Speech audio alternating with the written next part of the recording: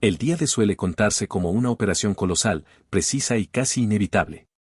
Millones de hombres, miles de barcos, una planificación meticulosa que culminó en el principio del fin del Tercer Reich. Pero esa narrativa se sostiene sobre episodios que estuvieron a punto de fracasar de forma catastrófica. Uno de ellos ocurrió en un punto pequeño, abrupto y aparentemente secundario del mapa de Normandía, Pointe du Hoc. Allí, un asalto que dependía de minutos y decisiones individuales estuvo peligrosamente cerca de terminar en desastre total. La misión de Pointe du Hoc fue, desde su concepción, una apuesta extrema. No se trataba de tomar una playa, ni de abrir una brecha para miles de hombres. Se trataba de escalar acantilados de más de 30 metros, bajo fuego enemigo, para destruir una batería alemana que, en teoría, podía barrer con artillería pesada tanto Utah Beach como Omaha Beach. Si esa batería seguía operativa, el desembarco aliado podía convertirse en una masacre aún mayor de lo que ya estaba haciendo. Para entender por qué Pointe du Hoc era tan crucial, hay que situarse en la lógica del día D. El éxito del desembarco dependía de que las playas fueran utilizables el tiempo suficiente como para desembarcar refuerzos, vehículos y suministros. Cualquier batería alemana capaz de disparar en enfilada sobre las playas representaba una amenaza existencial para toda la operación. Y Pointe du Hoc, con su posición elevada y dominante, era una de las más peligrosas. La inteligencia aliada creía que en ese punto se encontraban 6 cañones de gran calibre, protegidos por búnkeres de hormigón y orientados estratégicamente. No era una suposición menor. Fotografías aéreas, informes previos y análisis técnicos reforzaban esa evaluación. Para el alto mando aliado, dejar Pointe du Hoc intacto no era una opción aceptable.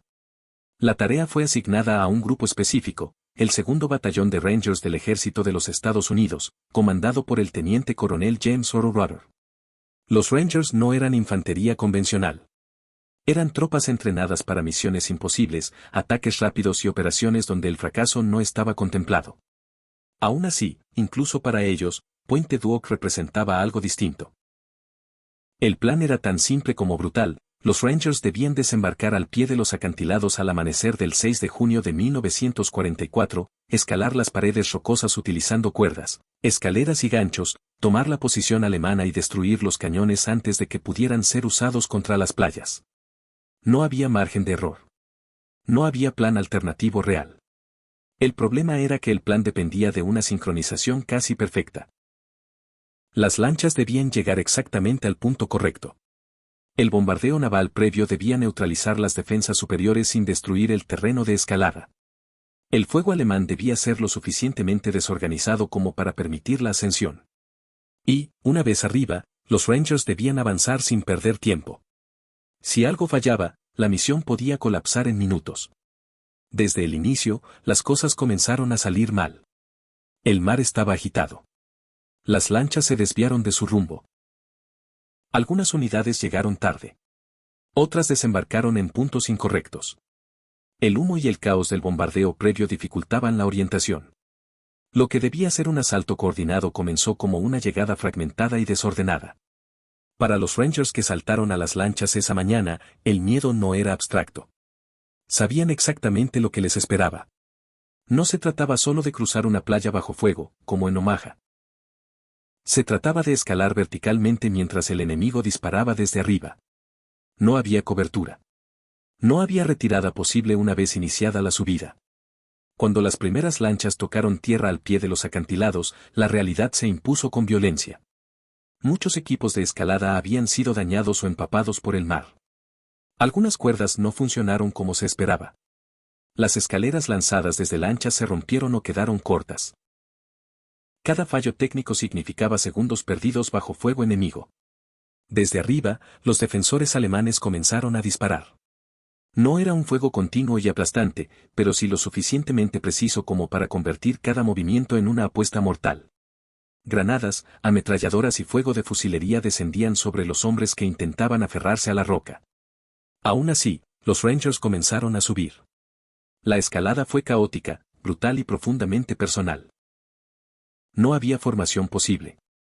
Cada hombre avanzaba como podía, agarrándose a salientes, cuerdas improvisadas o restos de equipo. Algunos caían. Otros seguían sin mirar abajo.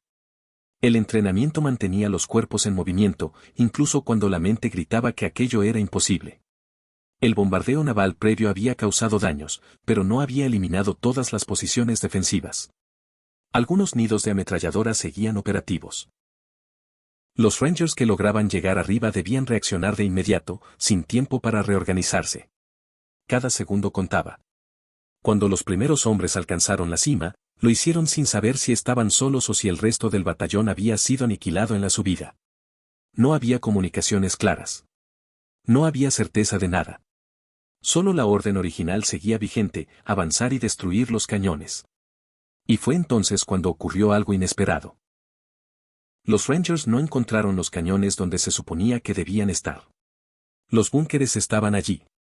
Las posiciones defensivas existían. Pero los cañones no. En su lugar, encontraron estructuras vacías, algunas dañadas, otras intactas. Durante los minutos más críticos del día D, los hombres que habían escalado acantilados bajo fuego se enfrentaron a una pregunta aterradora: ¿habían arriesgado todo para nada? Ese descubrimiento cambió por completo la naturaleza de la misión. Pointe du Hoc dejó de ser una operación de demolición planificada y se convirtió en una búsqueda desesperada bajo presión extrema. Los Rangers no podían asumir que los cañones no existían. Debían encontrarlos antes de que fueran usados contra las playas. Mientras tanto, la situación empeoraba. Las bajas eran altas. El batallón estaba aislado. Los refuerzos previstos desde Omaha no llegaban. Las comunicaciones fallaban. Y los contraataques alemanes comenzaban a organizarse. En ese punto, el asalto a Pointe du Hoc estaba peligrosamente cerca de convertirse en un sacrificio inútil. Los hombres que habían logrado llegar arriba estaban agotados, dispersos y sin saber si podrían resistir mucho tiempo más. El descubrimiento de que los cañones no estaban en sus posiciones previstas fue un golpe devastador para los Rangers. No solo por el riesgo asumido para llegar hasta allí, sino porque el tiempo jugaba en su contra. Cada minuto que pasaba sin localizar y destruir la artillería significaba la posibilidad real de que esos cañones estuvieran siendo utilizados contra Omaha y Utah Beach, donde miles de soldados aliados luchaban por sobrevivir. La confusión inicial fue total. Las posiciones fortificadas estaban presentes, los búnkeres eran reales, las defensas alemanas también, pero el objetivo principal había desaparecido. Para los oficiales al mando, la decisión debía tomarse de inmediato. No podían quedarse esperando órdenes ni refuerzos que tal vez nunca llegarían. Había que buscar los cañones tierra adentro. Pequeños grupos de Rangers comenzaron a avanzar más allá del borde de los acantilados, internándose en un terreno desconocido, plagado de cráteres de bombardeo, trincheras, alambradas y posiciones defensivas improvisadas. No era el escenario para el que habían entrenado.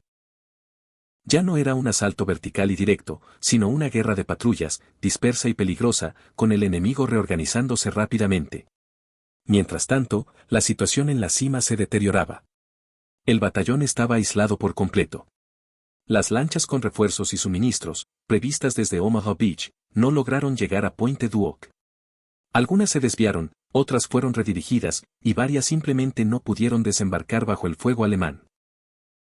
Los Rangers se quedaron con la munición que llevaban encima y nada más.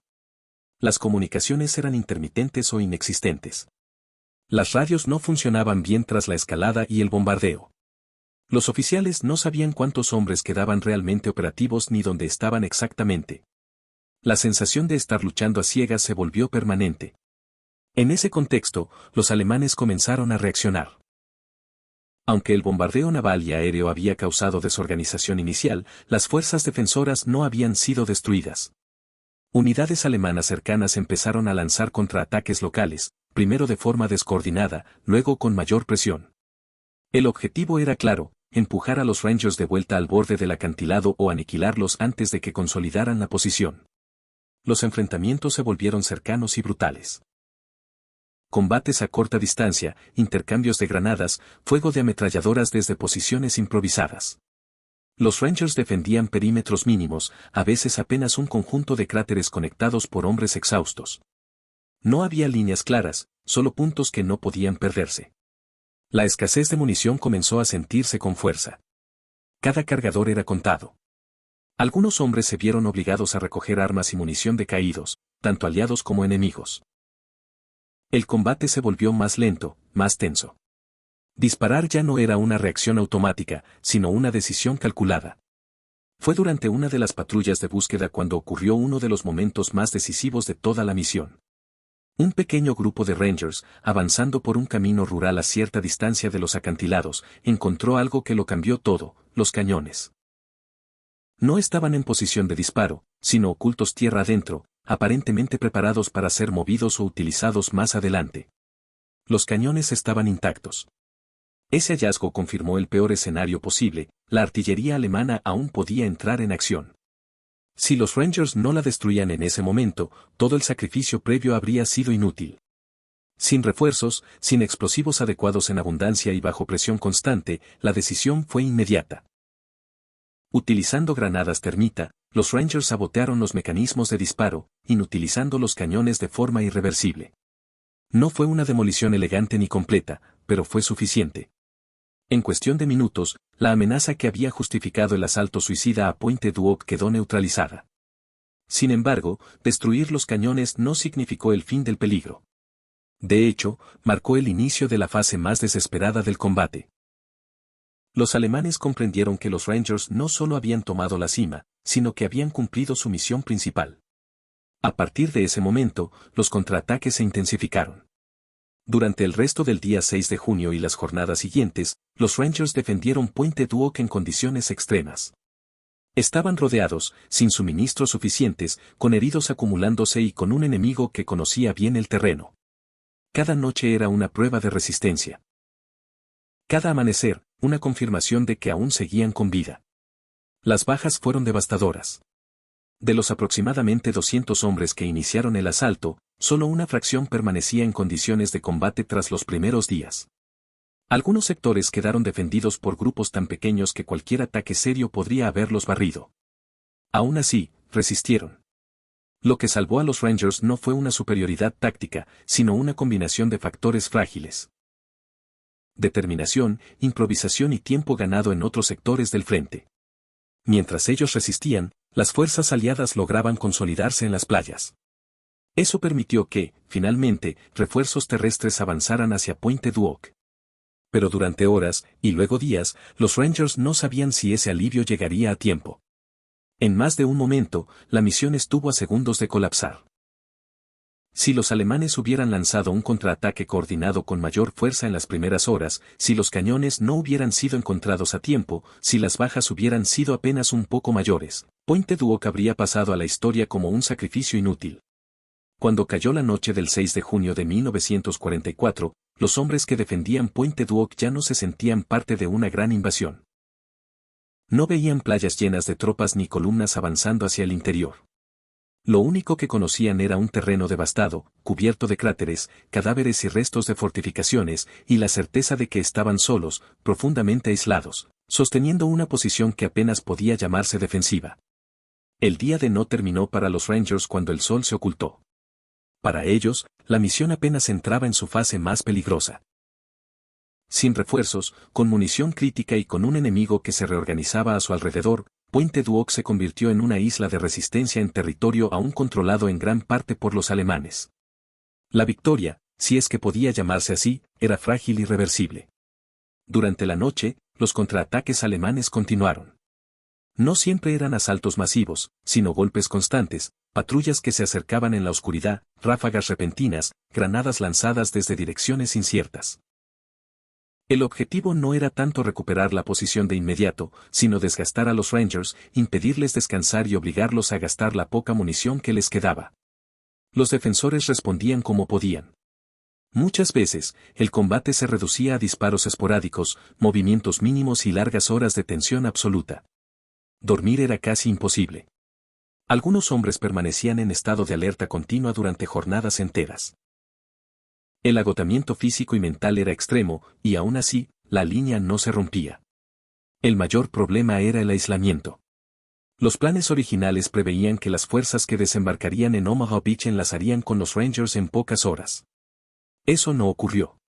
Omaha se había convertido en un infierno propio, y el avance hacia el interior fue mucho más lento de lo esperado. Para los hombres en Pointe du Hoc, cada hora sin refuerzos aumentaba la sensación de haber sido olvidados. Las bajas eran alarmantes. De los Rangers que habían iniciado el asalto, más de la mitad estaban muertos, heridos o incapacitados en las primeras 48 horas. Algunos sectores quedaban defendidos por menos de una docena de hombres. No había reservas. Si una posición caía, no había con qué recuperarla. Y, sin embargo, los alemanes tampoco lograron romper la defensa. Parte de ello se debió a la confusión inicial tras el bombardeo aliado, pero también a una subestimación del estado real de los Rangers. Desde el punto de vista alemán, Pointe du Hoc parecía haber sido tomada por una fuerza mayor de la que realmente estaba allí. Esa percepción influyó en la cautela de los contraataques, que nunca llegaron a concentrarse con la fuerza suficiente en el momento justo. El alivio llegó tarde, pero llegó. 2 días después del asalto inicial, unidades estadounidenses avanzando desde Omaha Beach finalmente lograron enlazar con los Rangers. No fue una entrada triunfal. Fue un encuentro silencioso, casi incrédulo. Los hombres que llegaron encontraron a los defensores exhaustos, heridos, cubiertos de barro y pólvora, pero aún en sus posiciones. Pointe du Hoc había resistido. El costo humano fue devastador. De aproximadamente 200 Rangers que iniciaron la misión, menos de la mitad seguían en condiciones de combate cuando llegaron los refuerzos. Muchos de los heridos habían sido atendidos con medios mínimos. Algunos murieron esperando evacuación. No hubo celebraciones ni discursos. La prioridad era simplemente sobrevivir un día más. Desde el punto de vista estratégico, la misión había cumplido su objetivo esencial. Los cañones no dispararon contra las playas. La amenaza que justificó el asalto había sido neutralizada. Eso no significa que Pointe du Hoc fuera una victoria limpia ni perfecta. Fue una victoria al límite, sostenida por decisiones improvisadas, errores corregidos sobre la marcha y una resistencia que estuvo a punto de colapsar en más de una ocasión. Con el paso del tiempo, Pointe du Hoc se transformó en uno de los símbolos más poderosos del día D, pero esa imagen suele ser simplificada. Se habla de valentía, de audacia, de escaladas heroicas. Mucho menos se habla del caos, de los fallos del plan original, del aislamiento extremo y de lo cerca que estuvo todo de terminar en un desastre absoluto. Si los cañones no hubieran sido encontrados a tiempo, si los contraataques alemanes hubieran sido mejor coordinados, si los refuerzos hubieran tardado un poco más, Pointe du Hoc habría pasado a la historia como una tragedia innecesaria. Y ese margen tan estrecho es precisamente lo que la convierte en una historia central para entender el día D real, no el idealizado. Para los Rangers que sobrevivieron, Pointe du Hoc no fue una hazaña gloriosa, sino una experiencia límite. Muchos describieron la sensación constante de estar al borde del colapso, de no saber si el siguiente minuto sería el último. La guerra, en ese acantilado, no tuvo nada de épica. Fue miedo, agotamiento y determinación pura. En el espíritu de batallas olvidadas, Pointe du Hoc merece ser recordada no solo como un acto de coraje, sino como un ejemplo brutal de lo frágil que puede ser incluso la mejor planificación militar. El día D triunfó, pero lo hizo apoyándose en misiones que estuvieron a punto de fracasar. Y pocas estuvieron tan cerca del desastre como esta. El asalto a Pointe du Hoc no ganó la guerra por sí solo. Pero evitó que el día D se convirtiera en una carnicería aún mayor. Y lo hizo al precio de hombres que escalaron acantilados bajo fuego, lucharon aislados durante días y resistieron cuando ya no había garantías de éxito.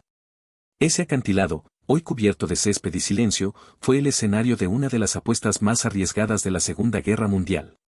Una apuesta que salió adelante no porque todo saliera bien, sino porque, cuando casi todo salió mal, alguien siguió avanzando igual.